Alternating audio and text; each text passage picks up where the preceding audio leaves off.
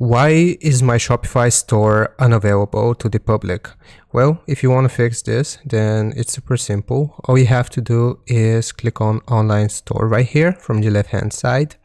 And then we choose the very last option, which is Preferences. As soon as we get on this page, it will tell us that your online store is password protected and only visitors with the password can access your store.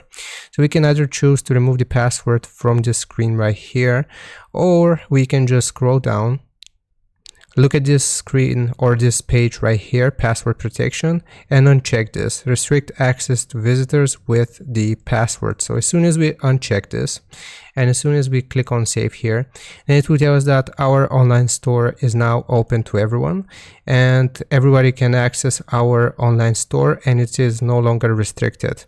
So that's it. That's how you make your Shopify store available from unavailable. So I hope this helps you out. Leave a like and sub, and I'll see you next time.